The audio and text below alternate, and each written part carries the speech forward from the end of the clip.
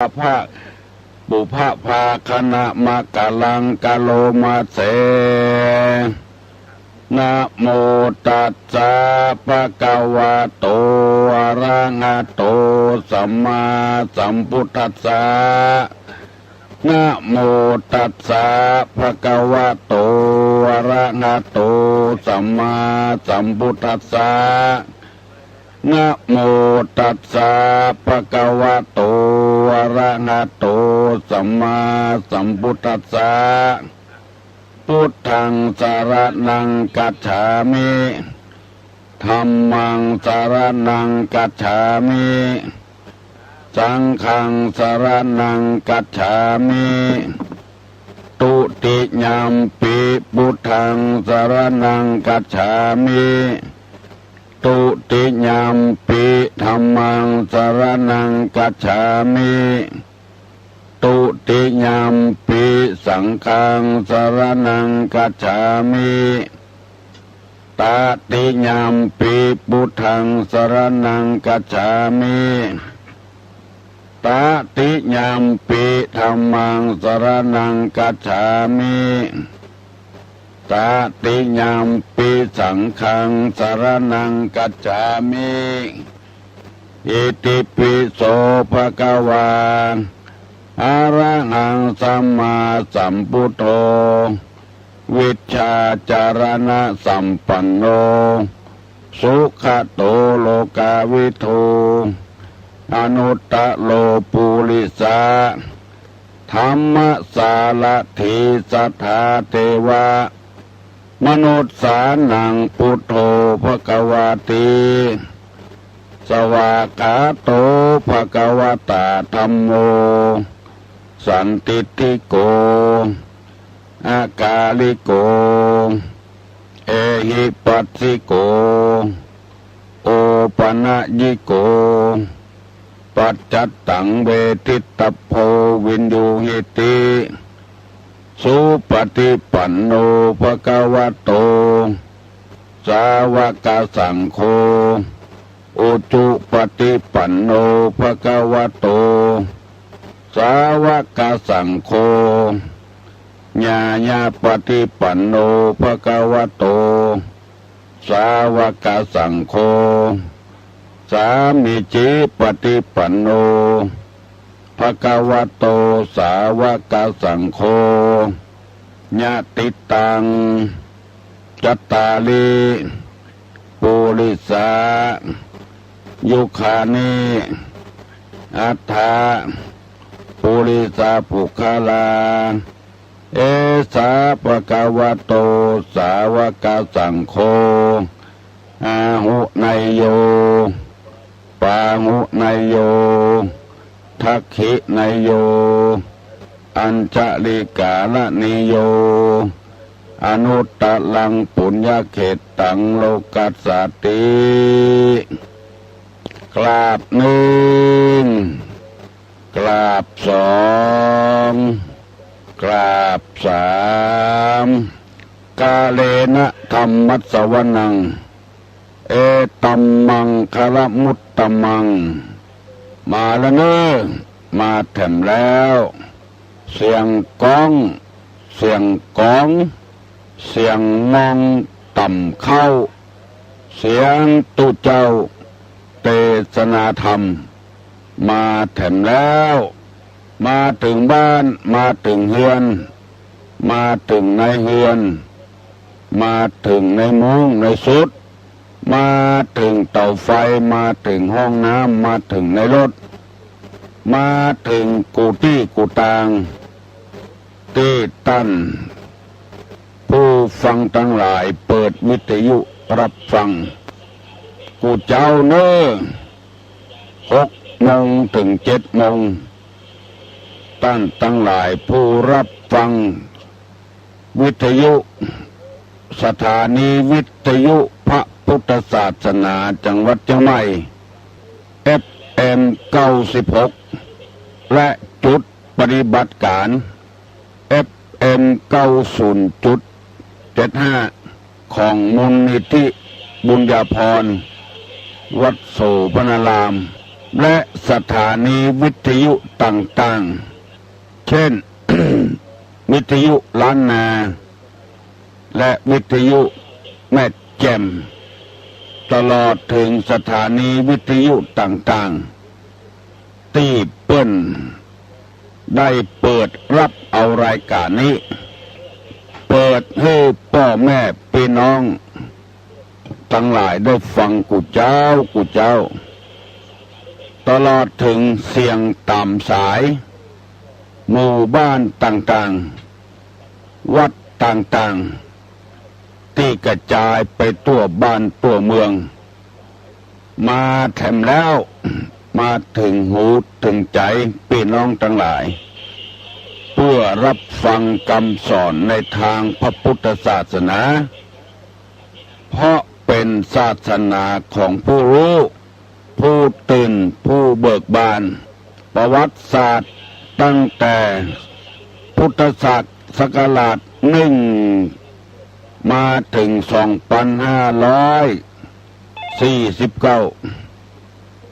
บอกเคยมีประวัติศาสตร์ที่เกี่ยวกับรบราฆ่าฟันเรื่องของศาสนาเพราะพระพุทธเจ้าเปิ้นเกียรติในการรบราฆ่าฟันกันเปิ้นบอกว่าถ้าฮบก็ฮบด้วยกิเลสอันนอนเนื่องอยู่ในสันดานของตัวเองบัดตันบ้านบัดตันเมือง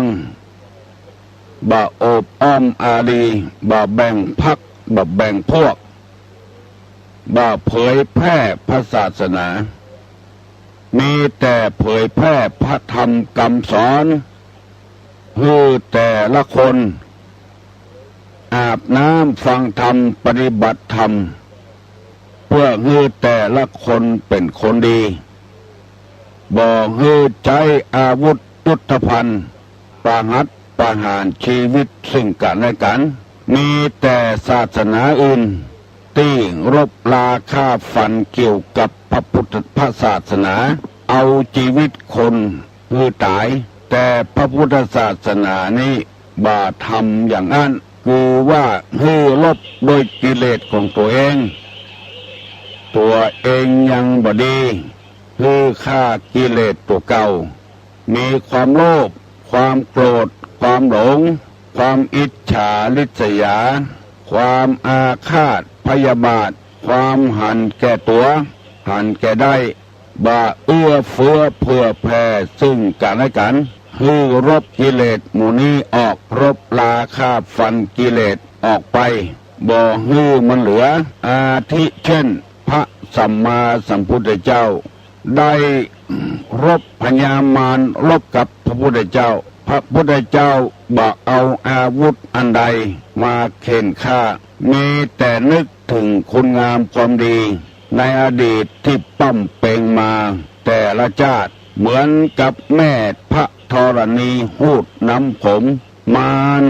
พญามารเสนามารธิดามารคือความชั่วต่างๆได้แตกกระจัดกระจายพระสัมมาสัมพุทธเจ้าทำเป็นตัวอย่างให้หมู่เฮาทั้งหลายที่เฮาจังกึดนักเครียดบ่ม่วนบ่สบายใจเพราะเฮาบ่ได้นึกถึงบุญนึกถึงบารมีที่เฮาได้สร้างมาเมตตาภาวนาจำศีลกินทานความต้องการอันใดเป็นผลสำเร็จของเฮาที่ได้ทำมาเฮาบ่ได้นึกถึงที่จะได้อย่างเดียวจะเอาอย่างเดียวเหมือนใจอย่างเดียวซึ่งธรรมชาติบอกแล้วว่ามันเป็นไปบ่ได้จะเอามะม่วงส้มมาเป็นมะม่วงหวานเอาลำไยธรรมดามาเป็นลำไยกะโหลกเอาเป็ดมาเป็นไก่เอาไก่มาเป็นเป็ดซึ่งมันฝืนธรรมชาติอุปมาฉันใดคนเฮาถ้าฝืนธรรมชาติก็ต้องตุกอกตุกใจต้องเครียดต้องแค้นจะไปไหว้วอนเทวบุตรเทวดาพระอินทร์พระพรหมพญายมราชตนใดตนหนึ่งมาเนรมิตให้ มันเป็นไปบ่ได้คือมันเป็นไปธรรมชาติพระพุทธเจ้าเปิ้นบ่ได้ประกาศว่าพระองค์ทรงสร้างสิ่งต่างๆในโลกนี้งัวควายช้างม้ามันเกิดตามธรรมชาติคนก็เกิดตามธรรมชาติบ่ได้เนรมิตพระองค์ทรงบอกว่าพ่อเฮาแม่เฮาเป็นผู้สร้างเฮาแต่ดวงจิตดวงใจเท่านั้นที่เป็นของเฮาเกิดมาภาวะชาติใดไปอยู่ที่ใดก็ย่อมเป็นของเฮาตลอดเวลาอย่างอื่นนั้นเป็นของธรรมชาติสร้างมาหมดเฮาบังคับบ่ได้อันใดที่สร้างจะต้องสร้างให้มันดีๆอันบดีบดักบ่ต้องสร้างขึ้นมามันวุ่นวายกับบ้านกับเมืองเสียบ่ได้หมู่นี้เป็นต้นพระพุทธเจ้าบ่ได้สร้างคนแต่บ่ได้สร้างโลกแต่พระพุทธเจ้าว่าธรรมชาติมันสร้างขึ้นมาเองของที่สร้างมาแล้วต้องสร้างดีๆ ให้ใจได้ให้มีสาระประโยชน์ของบ่ดีใจบ่ได้สร้างขึ้นมาธรรมชาติมันสร้างกันเองบ่มีเทวบุตรเทวดาได้สร้างเชื่อพระสัมมาสัมพุทธเจ้าแล้วเฮาจะได้อยู่เย็นเป็นสุขมีความสุขบานหวั่นใจ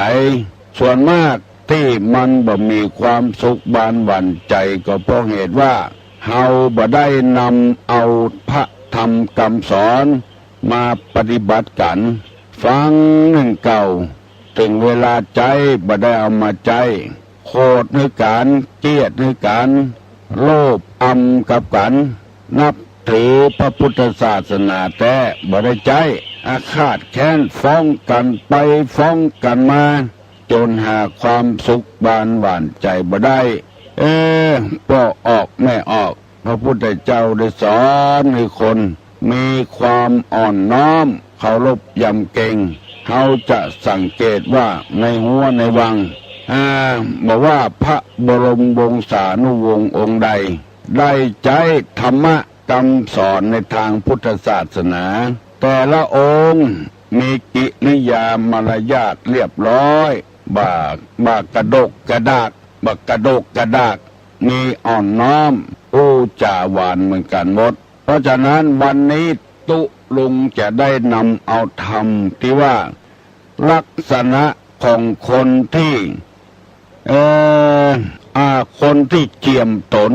คือหมายความว่าบ่ฮื้อโป้นคนอื่นฮื้อเต้าใดเต้ากันเพราะศาสนานี้ได้ทำลายลัทธิต่างๆในประเทศอินเดียที่ถือเป็นพรรคเป็นพวกแบ่งเป็นชั้นเป็นวรรณะต่างๆเพื่อมีความเสมอกันเพราะความอ่อนน้อมเจียมตนเคารพยำเกรงซึ่งกันและกันได้นำเอามาเสนอให้ท่านผู้ฟังแล้วมีอยู่11 ข้อ 1. ใจอ่อนน้อม 2. มีความเจียมตน 3. บ่ถือตัว 4. บ่ยิ่งยโส 5. ทำตนเหมือนกับผ้าเช็ดเท้า 6. ทำตนเหมือนกับโคเข่าขาด 7. ทำตนดุจงูเปิ้นรีดออกเขี้ยวเอาพิษออกหมดแล้ว 8. อ่อนโยน 9. นุ่มนวลได้อธิบายไปแล้ว9 ข้อยังเหลือแถม2 ข้อข้อ10กับข้อ11วันนี้จะได้ต่อให้พี่น้องทั้งหลายฟังโดยข้อ10กล่าวไว้ว่ากล่าวถ้อยคำสบายหูข้อ11ไม่ดื้อกระด้างจะได้อธิบาย2 ข้อนี้แถมเนอตั้งอกตั้งใจฟังเนอกล่าวถ้อยคำสบายหูคือหมายความว่าพูดจาอะไรออกไปไม่ว่าคนนั้นจะเป็นใครก็ตามให้ทำถ้อยคำที่สบายหูจะไปแสดงกิริยามารยาทตุลงเกยได้ไปวัดสายตาที่ร้านขายแว่นตาเข้าไปกำเดียวจัดดีไปมาตุลงว่าขอลดพงเนอพ เพราะมีแม่ออกคนหนึ่งได้เป็นเจ้าศรัทธาบอกว่าถ้าท่านจะทำแว่นตาให้ไปร้านนี้นะตุลุงอู้ไปอู้มาแล้วตุลุงก็บอกว่ามีโยมคนเนี้ยเอาบัตรนี่มาบอกให้มาที่ร้านนี้เพื่อจะวัดสายตาแล้วลดราคาลงเพื่อคนที่เอาบัตรนี่ให้กับเจ้าของร้านเป็นเจ้าเป็นเพื่อนกันมีไอ้อย่างช่วยเหลือกันได้บอกกองเอาบัตรนั้นให้พอความจริงเจ้าของบัตรเป็นเพื่อนกับผัวไม่ใช่เป็นเพื่อนกับเมียบอกกองเมียหันบัตรของตุลุงที่จะลดราคาเปลี่ยนสีหน้าสีตาทันทีว่าจะได้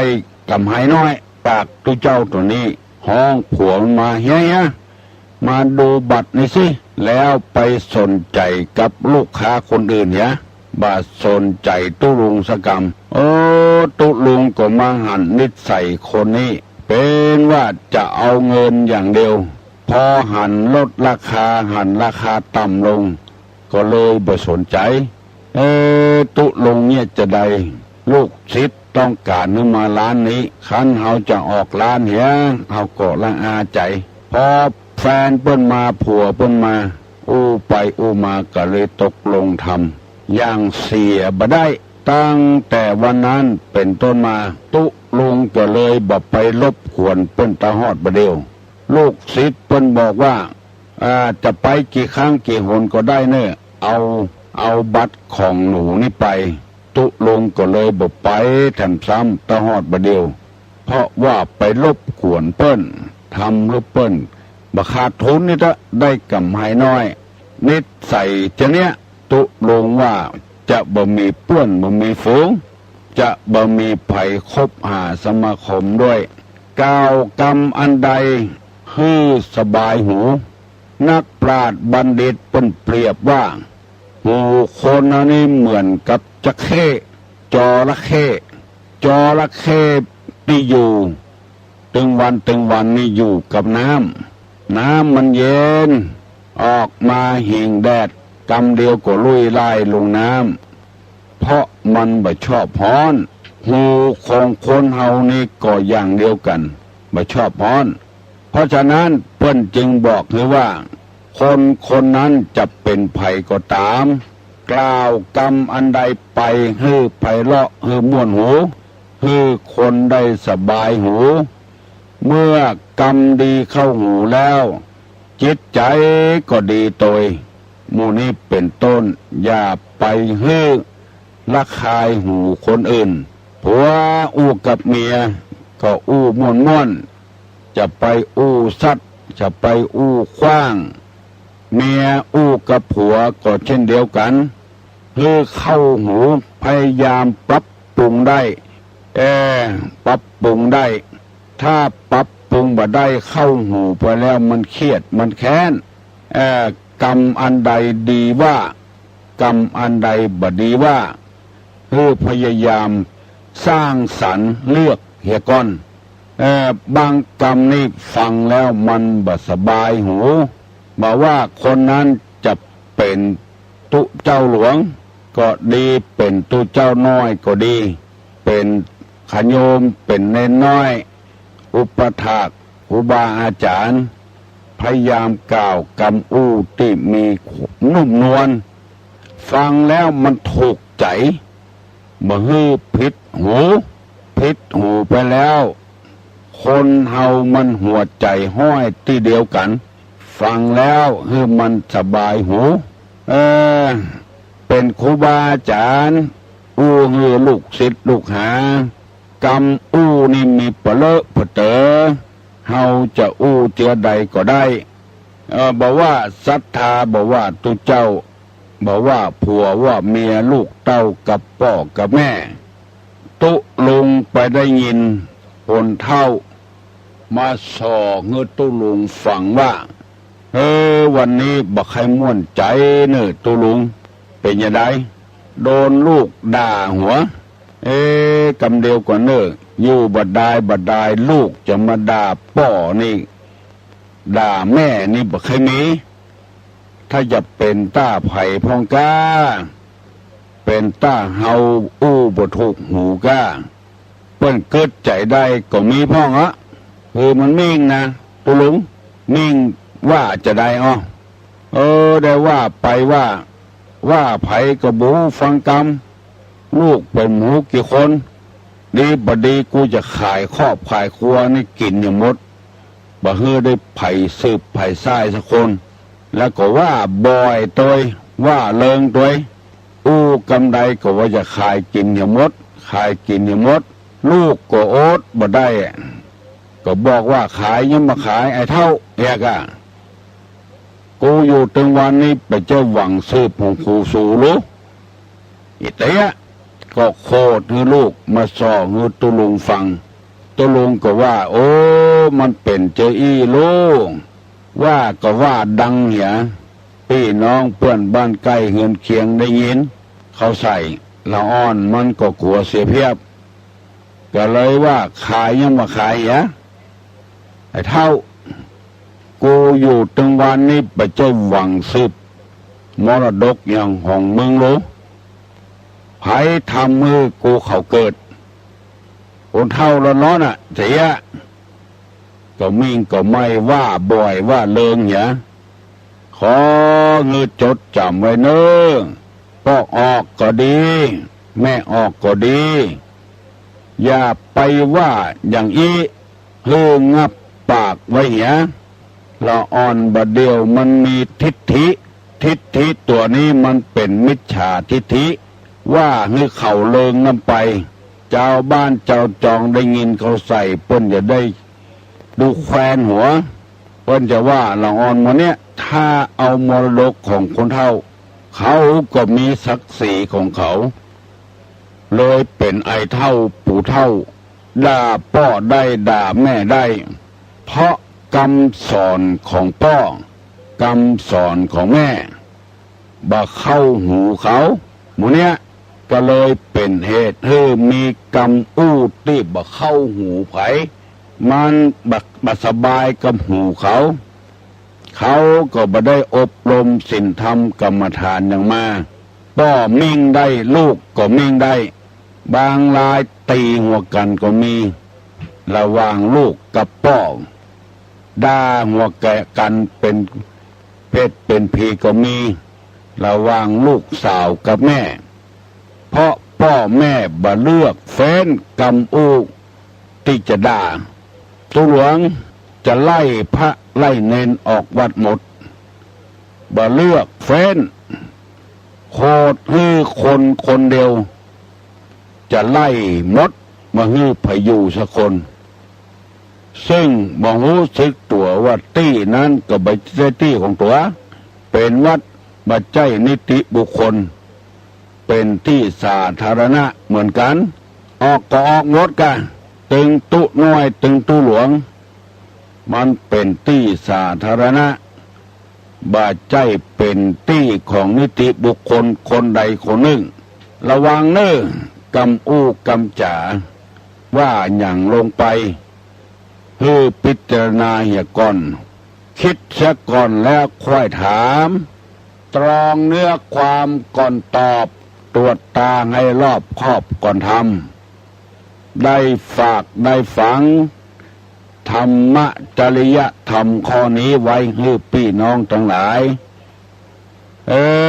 ที่เปิ้นมาฟังตุลุงนักถ่ายทอดลงในอินเทอร์เน็ตไปถึงต่างประเทศไปถึงต่างจังหวัดเช่นจังหวัดน่านได้รายงานให้ตุลุงฟังว่าถ่ายทอดเอามาจาก FM96 ไปถึงเมืองน่านกูเจ้า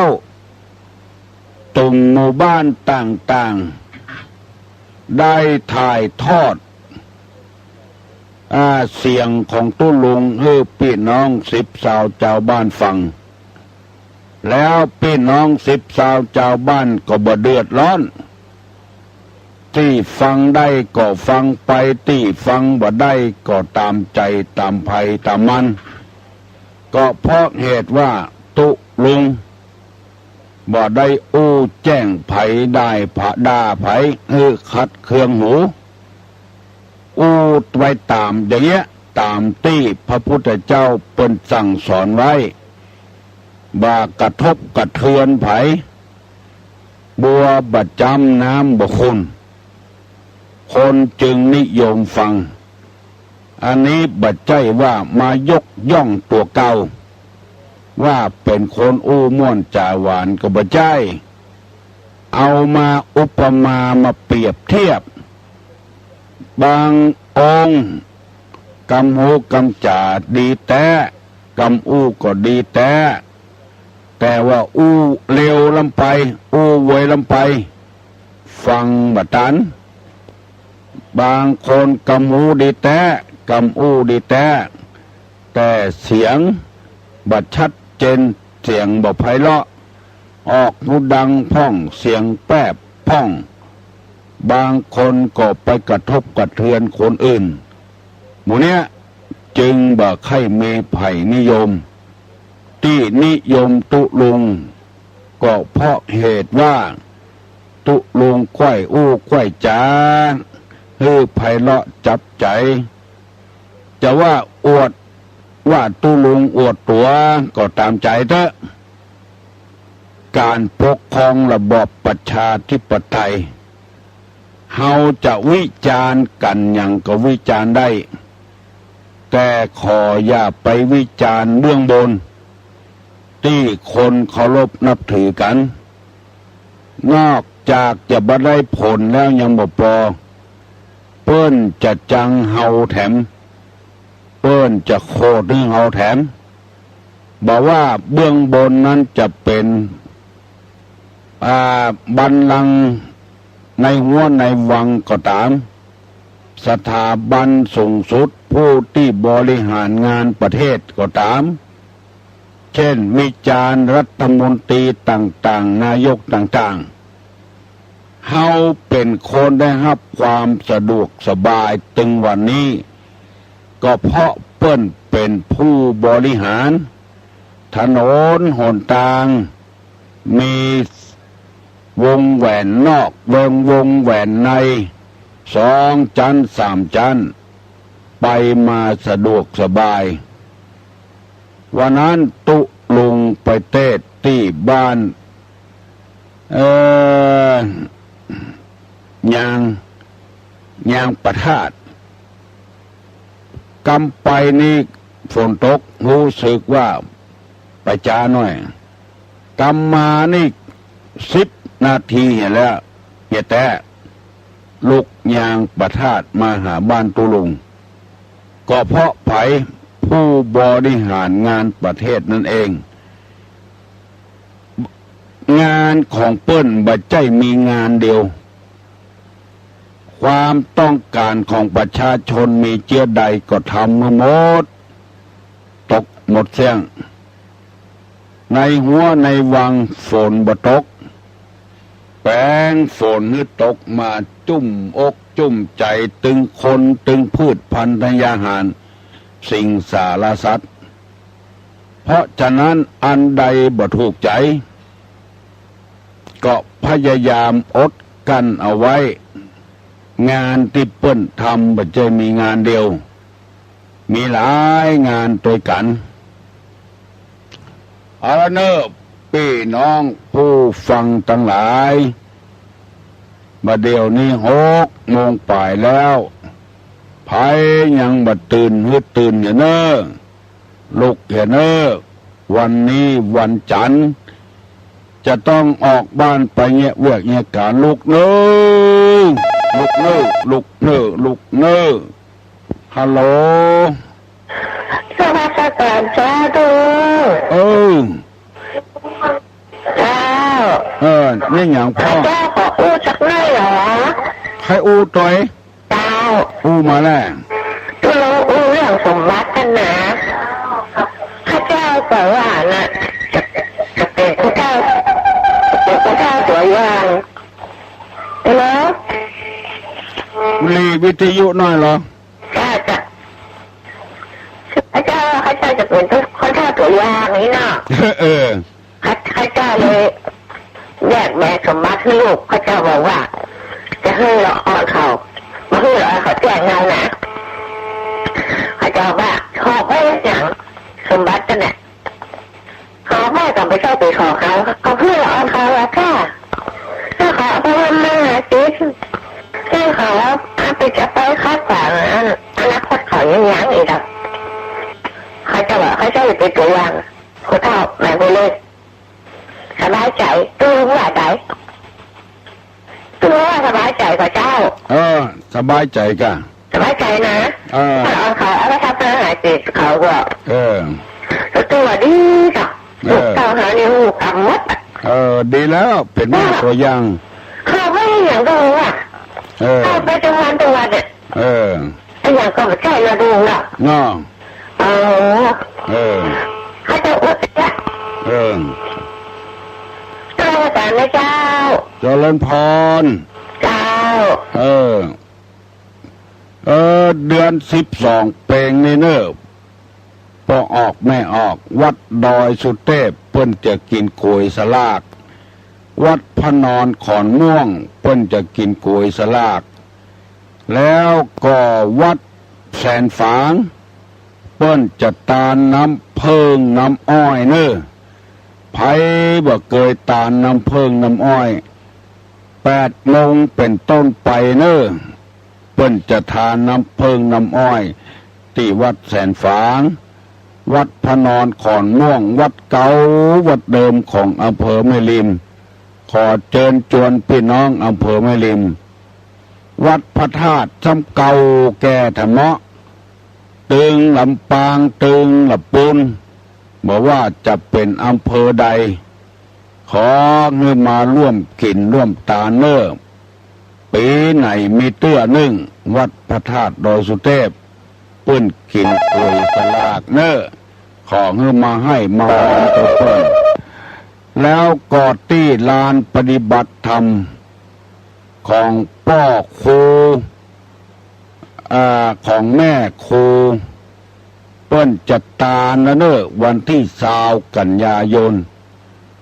พ่อครูสมบุญแม่ครูบุญชมเปิ้นสละตี้เอาเป็นตาลแก่พระพุทธศาสนาเพื่อเปิ้นไปปฏิบัติธรรมเรียกว่าสถานปฏิบัติธรรมนานาชาติ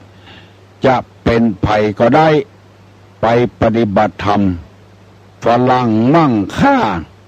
ที่ถือศาสนาอื่นมาปะใส่ขุมทรัพย์อันเป็นมรดกที่ล้ำค่ามาปฏิบัติธรรมรู้สึกว่าติดอกติดใจกันส่วนมากเป็นละอ่อนที่กำลังศึกษาอยู่ก็มีศึกษาจบแถวด็อกเตอร์แล้วก็มีมาปฏิบัติธรรมขอเชิญชวนมวลต้านสาธุชนทั้งหลายเนอะไปกินไปตามตัวเปิ้ลฮัลโหลที่มาจากบ้านเจ้าไม่สนใจ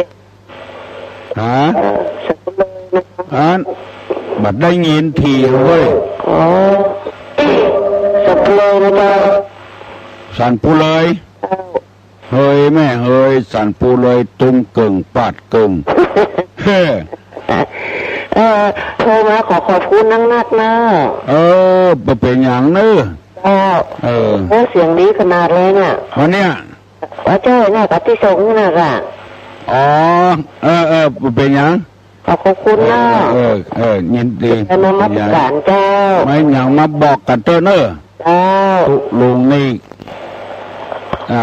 สนองความต้องการคนอื่นนะความสุขของคนอื่นคือความสุขของตุลุงเพราะว่าเราจะมีความสุขคนเดียวนี่เป็นไปบ่ได้แม่ออกที่โทรมาตะกี้ว่าแบ่งให้เขาไปแล้วคือเขาไปลงทุนโซว่าหากินอันนี้ตุลุงบ่ได้อู้กระทบกระเทือนสักน้อยที่อู้ไปว่าฮือเข้าหูคนอย่าไปปากไปจ๋าว่ากูจะขายหมดหมู่นี้มันละอ่อนได้ยินแล้วมันกระทบกระเทือนหูอย่างไม่ออกที่ทำเป็นตัวอย่างแบ่งให้เขาคือเขาได้อยู่ เขาจะกำกึดบัดเดียไปขึ้นไปขายก็ตามใจเขา ก็ถูกต้องแล้วเฮาเป็นคนแต่งเขาขึ้นมาเฮาก็ต้องใส่ทั้งใส่ฮาวให้เขาฮัลโหล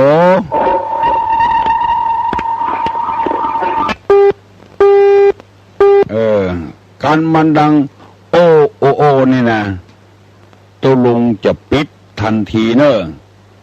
เพราะว่าคนฟังหลายคนมาบอกนะตัวลุงว่าเปิ้นตั้งใจฟังอยู่นักแล้วไปได้ยินเสียงโออาเปิ้นลำคาญเปิ้นบ่ม่วนตัวลุงก็บ่ม่วนตัวเปิ้นตัวลุงก็ทำตามสัญญานั้นแล้วแต่ก่อนเคยฟังเอาจนโอมันเย็นก่อนมาเดียวมาได้ละการโวว่าแล้วก็จะปิดละเพราะว่าคนเปิ้นฟัง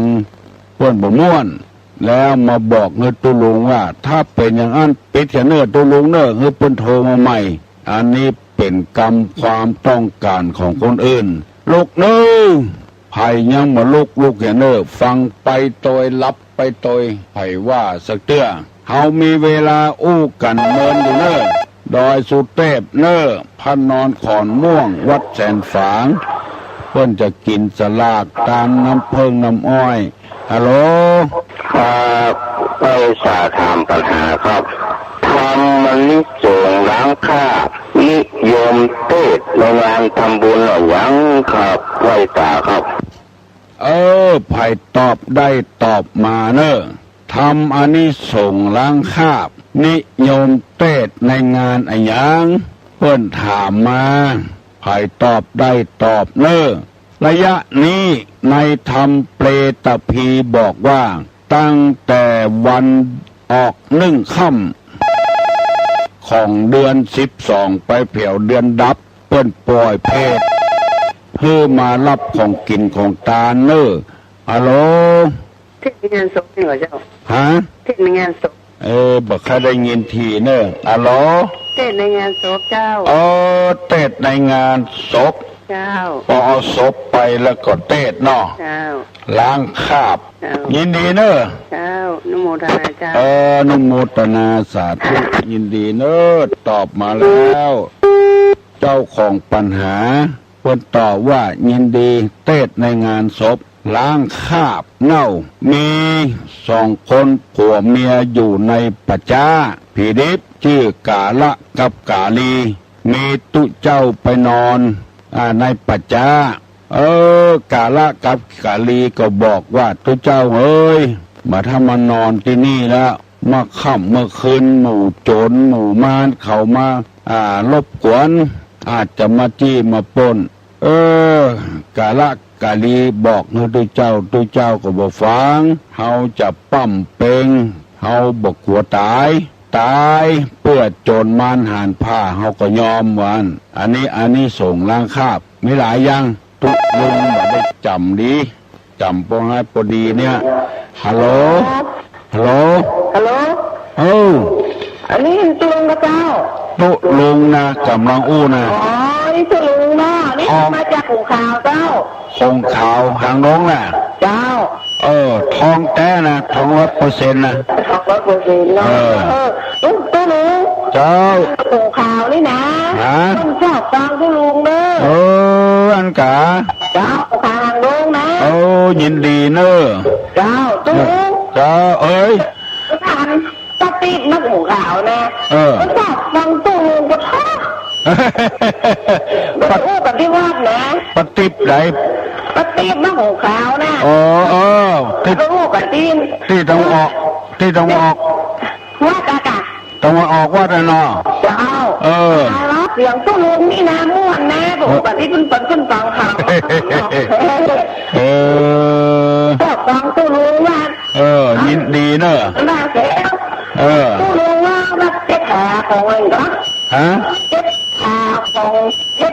ถีหัวใจเจ็ดถีให้ได้คาถากะเจ้าอุอากะสะเนาะเจ้าอุอากะสะ เจ้า 4 กำเนอะ เจ้า เอาเป่าใส่น้ำช่วยหน้าตบหัวถึงวันเนอะ เจ้า ได้เป็นเศรษฐีแน่ๆเลย เออ แม่เลยเนาะ เออ เจ้า ตุลุงกับเป่าถึงวันเนาะ ตุ้งลงกับเป้าด้ว เอย อ อุอากะชะ เจ้า เออหนึ่ง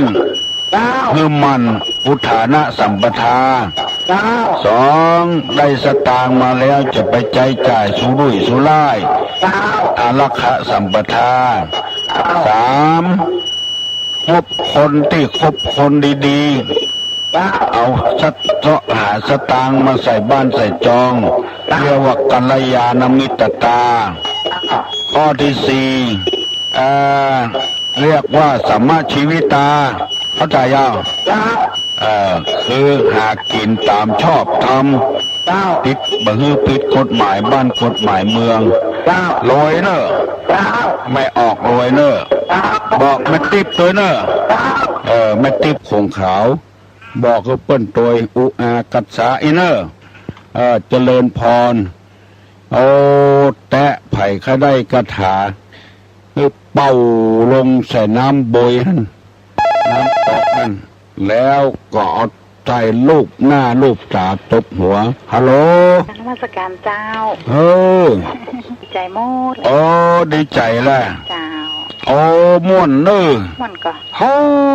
ฝน เมื่อ ต สุ ก ด จุ่มเย็นด้วยเนาะ สุดท้ายมาลู่ คนใดก็ใครมือเนาะ เจ้า ปีหน้าแก้ไขทำไมเฮ้ย เจ้ามันได้ไปได้หันได้ก็เอาแล้วเนาะ ได้ยินได้ฟังเนาะ ยินได้ฟัง โอ้พี่น้องตังดงประคอย ลูกหลานมาช่วยกัน ได้มาพ่องไม่ได้มาพ่องก็ได้บุญเท่ากันนะเนาะ ตรงใจแล้วเนาะ ครับเอาแต่ว่าอิดเลย ยิดนะแกเนาะ โอ้ นะ บ่าย2มานอนแองแมงเลยจนพอ6 โมงพุ่นเจ็บแอวนั่งนักลูก ลูกมาเมื่อเจ้านี่ก็ยังอิดอยู่น้อยนะ เจ้าพยายามพักผ่อนใน โอ้ วัน บ่หายบ่ดีบ่มัน อยู่มันก็ เออ เจ้าม หาบดีบ่ได้มานั่งอู้นี่เฮ้ยอิดเนาะเขาหาเอาออกซิเจนใส่หูดังแล้วก็มาเนี่ย แต่ว่าก็มีในรถเลยอ่ะ ฮะ แต่ว่าก็มีในรถท่านนะ อันกะ ออกอ่ะ เออ เจนอ่ะยินในรถอ่ะ ออกซิเจนนะ จ้ะ เอาติดกะ ไปไหนถึงเอาติดโลนั่งในรถก็สูบหูดังไปเนาะ อ๋อ ประมาทบ่ได้เว้ย เอ็นดู บ่เป็นหยังนี่อินดูก็ฟังทำเด้อ คือปากม่วนจะหวานตีดตุนาว่านั่นน่ะเนาะ ตะกี้ละเจ้า เออ เจ้า บุญรักษาเนอะ เจ้าการนมัสการเจ้า แก้วนาประคอยใต้ หลานชิ้นตุลุง ขอขอบคุณพี่น้องที่มาร่วมตุลุงตะวาเนอะโอ้แผ่ห้วยละห้วยปูปุ่นฟังเพื่อจะไปเม็ดแจมเดี๋ยวก่อน เลยเอาของชำร่วยของแจกคือเปิ้นไป กองห้วยละได้ไปละหมู่อื่นลุ่มเข้ามาแล้ววุ่นวายแล้วบางคนก็ได้ บางคนก็บ่ได้ จะไปเสียอกเสียใจอย่างเนอะมากินมาตานเอาบุญเปาะเชื่อบักกี่วันมันก็ปุดละแต่น้ำจิตน้ำใจนี่แบบปุดง่ายๆอะโหล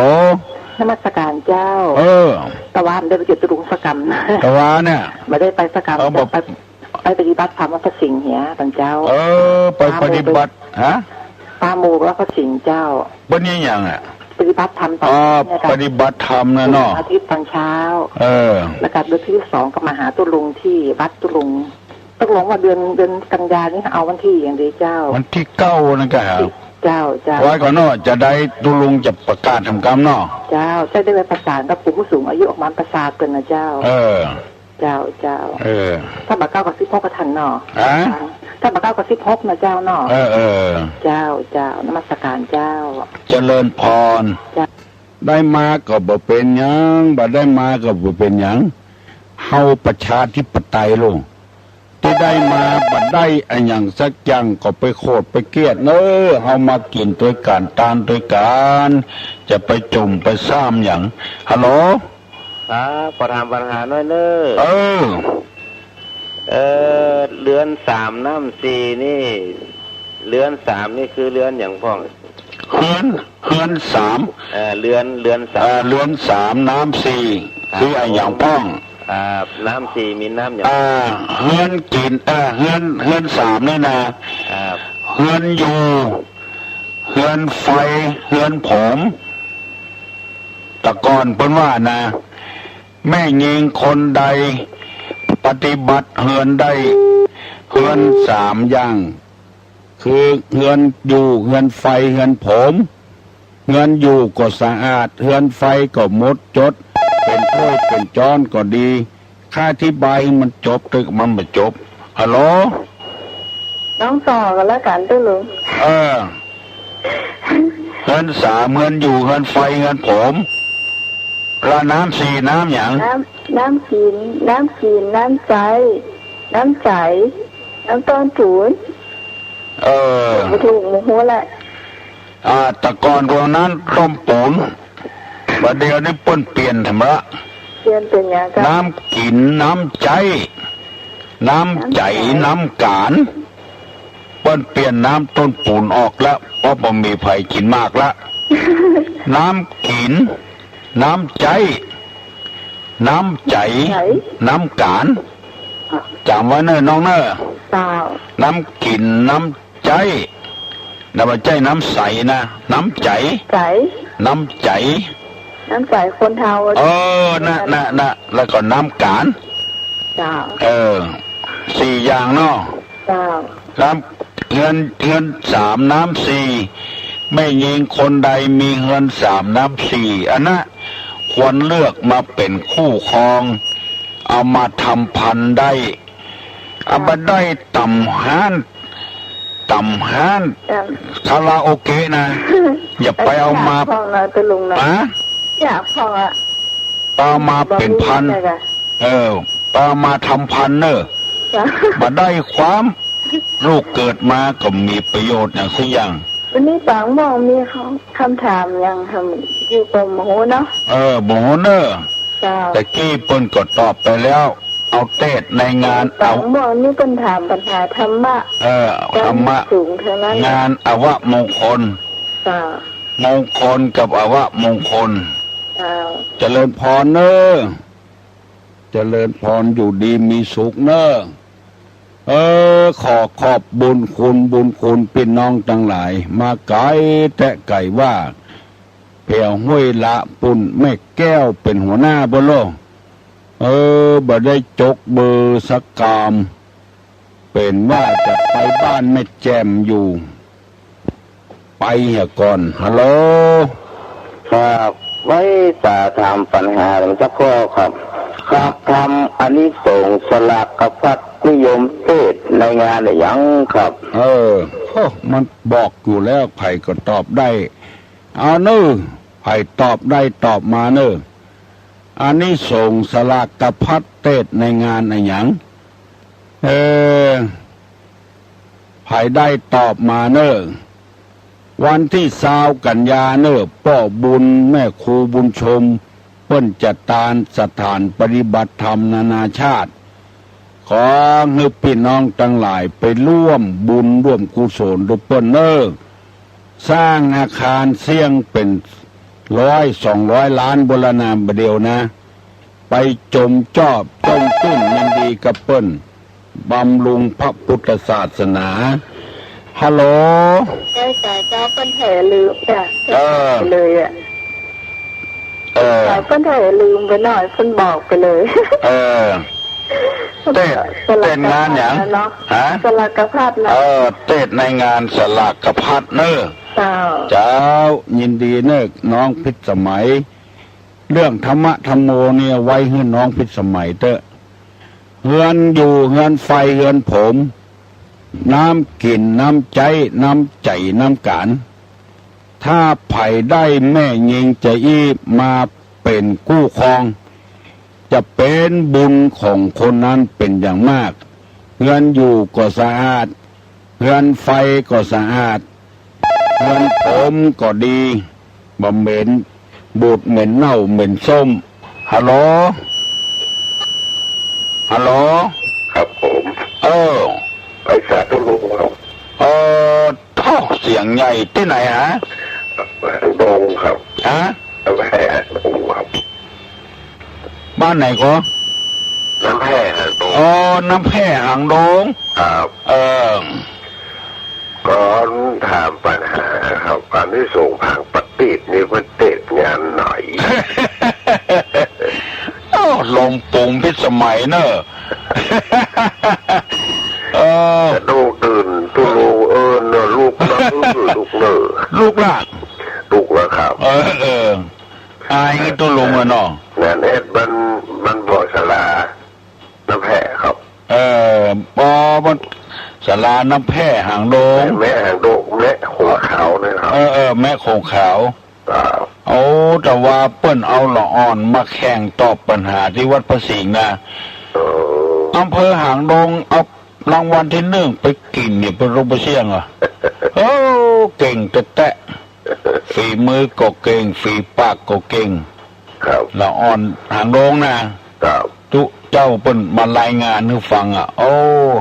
หางดงเก่งนะหลวงพ่อเฮ้ยเนาะตอนนั้นผมไปแปะใจอบตสุรินทร์เราว่าไปที่วัดตุลุง อันไง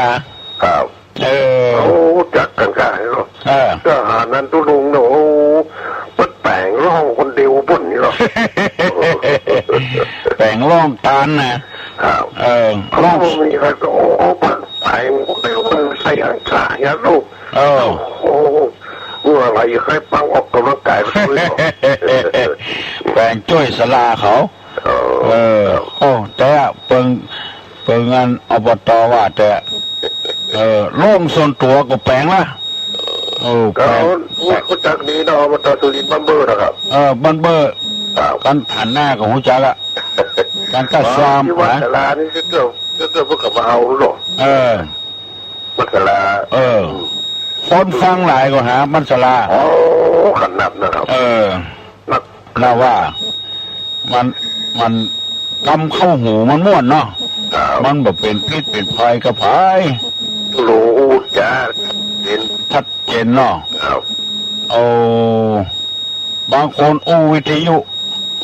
ส่งกันส่งโทรศัพท์มากำเดียวปกจังทุกลุงอู้เป็นชั่วโมงเปิ้นประจังเนาะ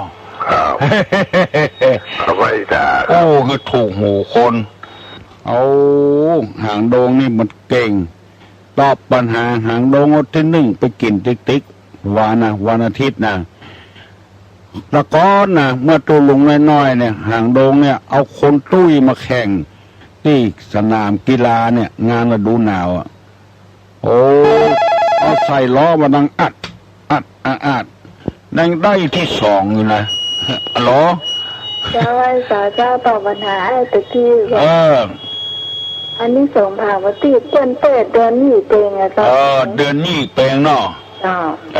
ถูกต้องแล้วเนอะเอาถึงว่านะลมปุ่มน้องพิษสมัยนะมันเข้าทางพอดีเดือนนี้เปงโลเบิ้นตามอันนี้ส่งผ่าพระติดแม่กาไข่ลูก5 ตัวไหลล่องน้ำพอถึงเดือนนี้มาเปิ้นแปลงตินกาอันนี้ส่งของแม่กาที่ไข่มีลูก5 ตัวไหลล่องน้ำงัวเอาไปเลี้ยงพ่องไก่เอาไปเลี้ยงพ่องเนี่ยตนแรกเรียกว่ากากุสันทะได้ชื่อตามไก่เนี่ยโกนาบมนะก็ได้ชื่อตามแม่โคเนี่ยอันนี้ส่งผาติดเปิ้นจะได้เตดว่าอย่างอันตามไข่งัวกาตามไข่ควายกาได้นี่ส่งต่อใดน้ำมันบ่หงอันนี้ส่งต่อใดเน้นบางองค์เตดบ่ถูกเฮ้ยน้ำมันไข่งัวน้ำมันไข่ควายวะไปมีอย่างงัวไปมีไข่จะได้ ควายไปมีไข่จะได้เพิ่นว่าไข่งัวไข่ควายเน้นก็เล่นว่าไข่งัวไข่ควายเพิ่นมาแจ้งหามีไม่เอกสักน้อยอุจารก็เหมือนกันเนอตุลุงคนอย่าไปอ่านตามหนังสือเนอเปิ้นว่ากาญะตัวเลวจีตัวเลมโนตัวเล อุจารบางคนก็กาญะทวาเลวจีทวาเลมโนทวาเล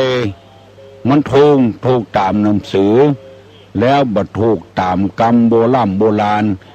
เพิ่นว่าตัวเนี่ยตัวก็ทวารนั่นน่ะทวารนั่นน่ะกายะทวาเลวจีทวาเลมโนทวาเลเปิ้นคือมันถูกถึงว่ากายะตวานวจีตวา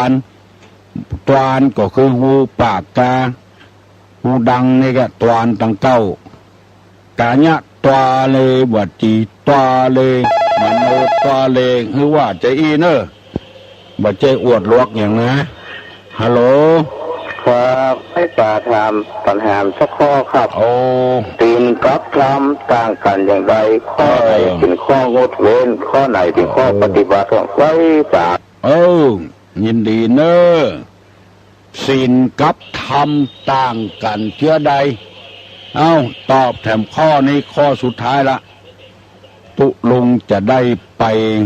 วงยาละใครตอบได้ตอบมาเนอะศีลกับธรรมแตกต่างกันเชื่อใดไปตอบใบตอบมาเนอะขอขอบคุณกับพี่กับน้องกับลูกกับหลานทั้งญาติสายโลหิตและญาติธรรมทั้งหลายเนอะเมื่อตะวานี่นะมันนักแต่ฮัลโหลเจ้าไอ้สาเจ้าตุลุงเจ้าอันนี้มันแน่ใจเนอะตุลุงเจ้าศีลนี่คือข้อยกเว้นนะเจ้าธรรมนี่เป็นวินัยธรรมนี่เป็นวินัยนี่ผิดไปละที่ผิดไปละธรรมนี่เป็นอย่างธรรมนี่มันแน่ใจเจ้าไม่ใช่ศีลนี่เป็นข้องดเว้นงดเว้นแต่ธรรมนี่มันแน่ใจเจ้าตุลุงเป็นกรรมเอาใบให้ก่อนเนาะธรรมคือคำอย่างพระธรรมคือคือทำพระวินัยที่ต้องปฏิบัติใช่ศีลกับวินัยอันเดียวกันพระธรรมคือคำอย่างคำสั่งสอนของอันเนี้ยก็ถูกต้องแล้วพระธรรมคือคำสอนของพระพุทธเจ้าศีลคือข้องดเว้นและเป็นวินัยตัวเลิกเพิ่มเติมเมื่อน้อยแต่เมื่อนานเพราะว่าถ้าทำนี่บางครั้งมันก็ลืมมันเพียนมาเมื่อแล้วมันก็ลืมจ้ะไปลืมอย่างอื่นยังมาลืมกินข้าวจ่ายก็จะลืมจ้ะเจริญพรศีลกับธรรมนี่บ่เหมือนกันศีลคือข้อยกเว้นพระวินัยก็คือข้อยกเว้นทำกรรมเดียวจะย่างกันเนอะฮัลโหล1ฮัลโหล2ฮ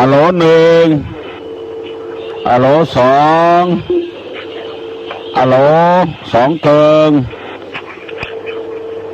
ฮัลโหล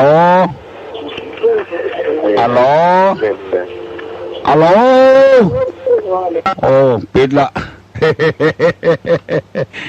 มันจะรำคาญคนอื่นเนาะปนมมือขึ้นเนอตุลุงจะฮือปอนนะเนอขอเงยอยู่ดีมีสุขกุคนเนอสัพพโลกเวมิมุตโตสัพพสันตาภวัติโตสัพพเวลามติกันโตนิปุตโตจตุวังภวะสปิติโยวิวัจจันตุสัพพโลโกวินาศตุมาเตภวะตวนตาลาโยสุขีติคาโยโกภวะอภิวาตานาสีลิสานิจังวุธาปจายโนจัตตาโลธรรมาวัฏันติอายุวันโนสุขังพลา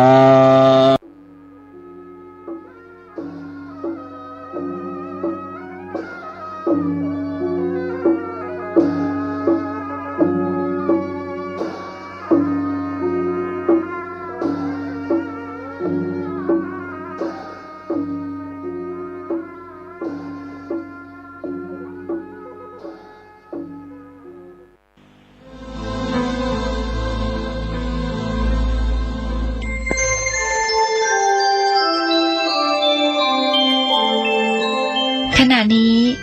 านกำลังฟังสถานีวิทยุกระจายเสียงพระพุทธศาสนา FM 104.5 เมกะเฮิรตซ์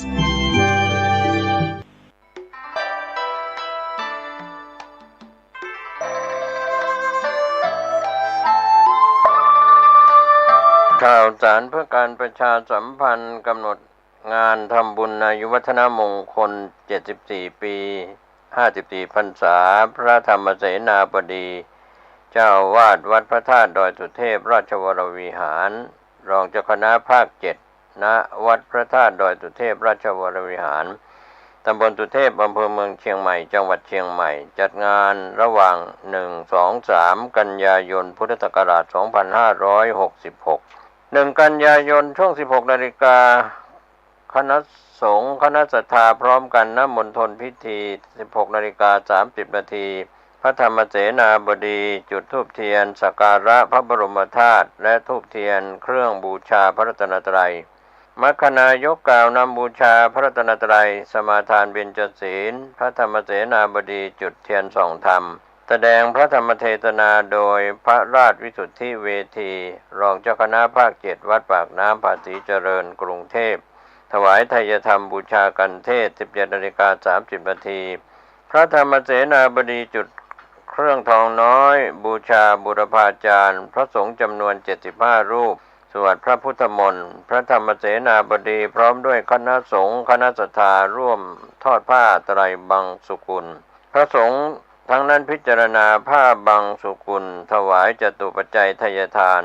พระสงฆ์อนุโมทนาเป็นเสร็จพิธี 2 กันยายน 8 นาฬิกา 30 นาทีคณะสงฆ์คณะศิษยานุศิษย์คณะศรัทธาพร้อมกันณมณฑลพิธี 9 นาฬิกาพิธีอัญเชิญน้ำสงฆ์พระราชทานและเครื่องไทยธรรมถวายพระธรรมเสนาบดีเจ้าอาวาสวัดพระธาตุดอยสุเทพราชวรวิหารเนื่องในโอกาสอายุวัฒนมงคล 74 ปี โดยพลอากาศตรีสุพิชัยสุนทรบุระรอง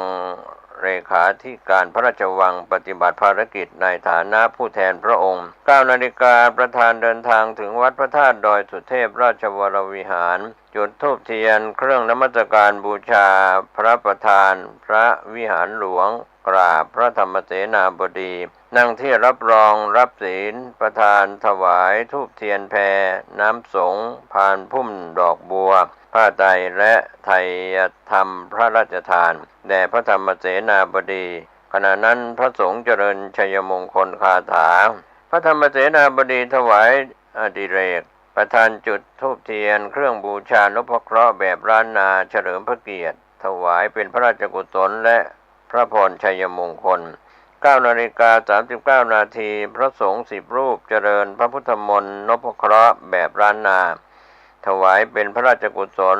และถวายพระพรชัยมงคลประธานถวายเครื่องไทยธรรมแด่พระสงฆ์เจริญพุทธมนต์10 รูปพระสงฆ์อนุโมทนาประธาน